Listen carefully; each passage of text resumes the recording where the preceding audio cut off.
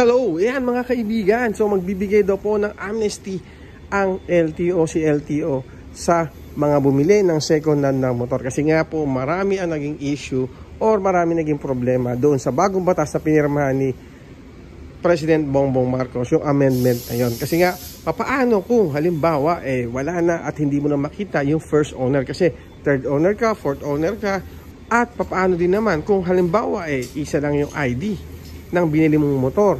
Paano din kung halimbawa expired na yung ID, tapos naka-open deed of sale pa yung nabiling motor? Kasi mga kaibigan, marami sa ating mga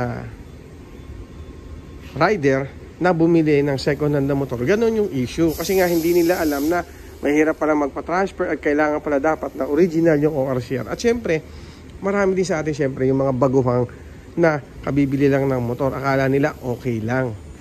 Ngayon, dahil sa bagong batas o yung amendment ng batas, nagkaroon ng problema sila at magkakaroon pa sila ng problema. Diba? At ngayon, dahil nga magkakaroon ng amnesty yung pagbili ng ating motor, lahat po yan mga kaibigan, yung mga agam-agam natin, yung mga tanong natin, ay mawawala po lahat yan. Kasi nga po, base dun sa amnesty na sinasabi ni Atty. Vigor Mendoza at sa pag-uusap niya kay Senator JB Ejercito, lahat po yan ay masisiro na.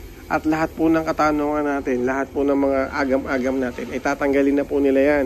So, ibig sabihin, kung halimbawa, isa lang yung ID mo, or hindi mo na makita yung first owner, dahil po sa amnesty, mababaliwala na po lahat yun, maboboid na po yun mga kaibigan.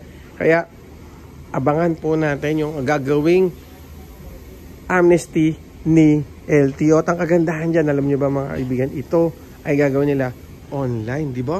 O ang ganda naman nun kung online at hindi ka na mamumroblema sa pagpunta sa mga HPG, sa mga ano-ano. Sabi nga nila, lahat ay gagawin nila online sa transfer of ownership sa ating mga motor. Kaya kayo mga ibigan, abangan nyo lang.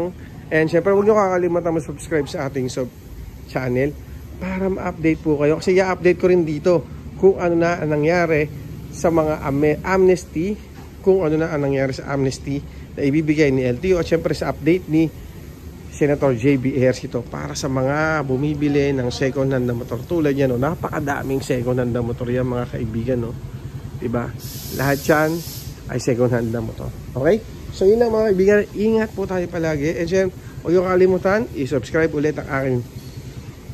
At maraming salamat po sa pagsuporta kay Papa Henry. Okay?